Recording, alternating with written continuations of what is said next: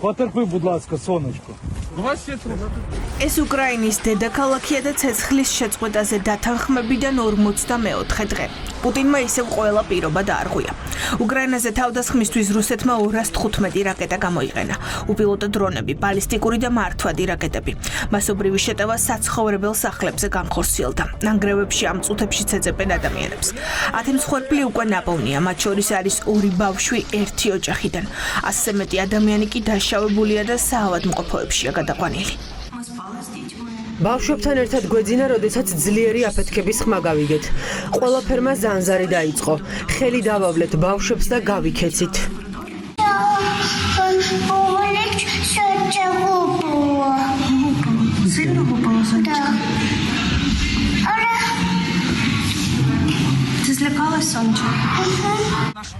ეს დედაჩემია 85 წლის უნდა გამხდარიყო, სიცოცხლით სავსე ადამიანი. ღამით დაბომბეს ჩვენი ქვეყანა და რაკეტამ ჩვენს ბინამდეც მოაღწია. დედა შეიწირა, მძულს რუსეთი, მძულს მათი პრეზიდენტი. უკრაინაში 25 აპრილი გლოვის დღედ გამოცხადდა რუსეთის აგრესიას შეწირული ადამიანების ხსოვნისთვის. მასობრივი ერიში პუტინმა კიევზე და სვიატოშინის რაიონზე მიიტანა. 2 საცხოვრებელი კორპუსი მთლიანად ნანგრევებად იქცა.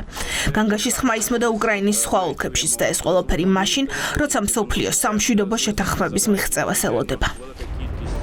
მიმდინარეობს სამზებრო სამაშველო ოპერაცია სვიატოშინის რაიონში. 2 სახლის ნანგრევების გაწმენდა ხდება.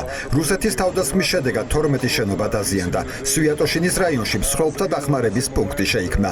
ნანგრევების გაწმენდა მიმდინარეობს ტექნიკითაც და ხელითაც, რადგან ნანგრევების ქვეშ შესაძლოა ხალხი იყოს დარჩენილი. კიევში ხვალ გლოვის დღეა გამოცხადებული. დედაქალაქზე მტრის მასიური თავდასხმის შედეგად დაღუპულთა ხსოვნის პატივსაცემად.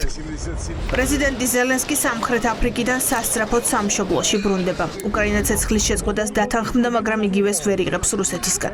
პირობები უკვე დაყენებულია და ახალი წინადადება. პრეზიდენტ ტრამპის მაგიდაზე დევს, მაგრამ უკრაინისთვის მთავარი საკითხი არ წავიდეს საკუთარი ქვეყნის კონსტიტუციის წინააღმდეგ. 44 დღეა რაც უკრაინა დათანხმდა ცეცხლის შეწყვეტას. 44 დღეა რაც რუსეთი აგრძელებს ხალხის კვლას და თავს არიდებს სნეხსა და პასუხისმგებლობას. დღეს ჩვენმა ქვეყანამ რუსეთის ფართომასშტაბიანი შეტევა გაიარა. კიევში დაღუპულებს შორის არიან და-ძმა. თუ რუსეთი აცხადებს, რომ მზად არის ცეცხლის შეწყვეტისთვის, მან უნდა შეაჩეროს უკრაინაზე მასიური დარტყმები, იმიტომ რომ მოთმინება უკრაინელებს ამოეწურებათ. ყველაფერი რაც ეწინააღმდეგება ჩვენს ღირებულებებს ან ჩვენს კონსტიტუციას, არ შეიძლება შევიდეს არც ერთ შეთანხმებაში. შეერთებული შტატების წინადადების შემდეგ გაჩნდა სხვა დოკუმენტები და დღეს დოკუმენტი პრეზიდენტ ტრამპის მაგიდაზეა. ბოლო შეხვედრა ლონდონში შედგა 5 ქვეყნის წარმომადგენლებს შორის.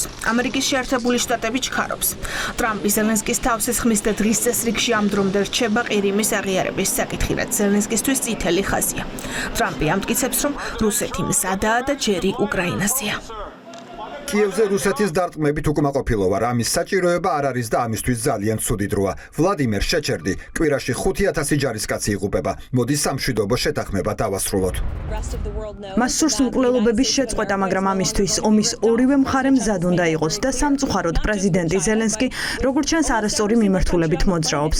როგორც პრეზიდენტმა ტრამპმა სამართლიანად აღნიშნა, სწორედ პრეზიდენტმა ობამამ დათმო ყირიმი, რომელმაც რუსეთს მისი მიტაცების უფლება მისცა 2014 წელს. პრეზიდენტი არ სთხოვს უკრაინას ყირიმის აღიარებას. მათთვის ამის გაკეთება არაბის უთხოვია. ის ითხოვს, რომ ხალხი მოლაპარაკების მაგიდასთან მივიდეს და გააცნობიეროს, რომ ეს ძალიან დიდი ხნის განმავლობაში სასტიკი ომია. რუსეთი უკრაინაზე მასობრივი თავდასხმის შემდეგაც ხელს ზელენსკისკენ იშვერს და მას ადანაშაულებს მოლაპარაკებების შაშლაში. ზელენსკიმ გულწრფელად რომ თქვა, როგორც ჩანს გაყნოსილმა, რაიმე დათმობაზე კატეგორიული უარი განაცხადა და როგორც თავად თქვა, ყირიმის რუსეთის შემადგენლობაში შესვლა სამართლებრივად უარყო. მან დემონსტრაციულად გამოხატა სურვილი ემსჯელა მხოლოდ ცეცხლის შეწყვეტაზე, ისიც მხოლოდ თავისი ზელენსკის პირობებით. კიევის რეჟიმის ეს შიზოფრენიული მიდგომა მოლაპარაკებებისთვის მის აბსოლუტურ უნარობას, სრულ უპასუხისმგებლობას და სისხლისღვრის გაგრძელების სურვილს ბოლო უკრაინელამდე მსხვერპლის გათვალისწინების გარეშე კიდევ ერთხელ ცხადყოფს. ზელენსკიმ ჩაშალა კონსულტაციების ლონდონის რაუნდი, რითაც დამაჯერებლად დაადასტურა ბანკოვას განზრახვა. ნებისმიერ ფასად ჩაშალოს სამშვიდობო პროცესი. არადა ცივილიზებული სამყაროსთვის ძალიან მკაფიოა ვინ არის დამნაშავე. ემანუელ მაკრონი, რომლის გუნდიც ლონდონის მოლაპარაკებებზე ზელენსკის წარმომადგენლების გვერდით იჯდა, ამერიკას ეუბნება, რომ ისრები პუტინისკენ უნდა მიმართონ.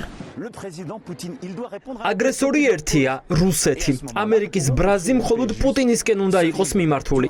პრეზიდენტი პუტინისკენ მხარს უჭერთ სუვერენიტეტსა და ტერიტორიულ მთლიანობას, პატივსცემთ საერთაშორისო სამართალს, განვაგრძობთ უკრაინელიერის უფლებების დაცვას, მშვიდობით იცხოვრონ თავიანთ ტერიტორიაზე და თავიანთ საერთაშორისო დაღიარებულ საზღვრებში. პუტინი ამბობს, მშვიდობა მინდა და განაგრძობს დაბომბვებსა და უკრაინაში ხალხის მკვლელობას. თუ ის იტყვის კი, ხვალ გვექნება ცეცხლის შეწყვეტა. წინკვალ მოლაპარაკებების რამდენიმე რაუნდია. საუდის არაბეთში შეხვედრების სერიის შემდეგ შესაძლოა უკვე პირისპირ პუტინი და ტრამპის დასხდნენ.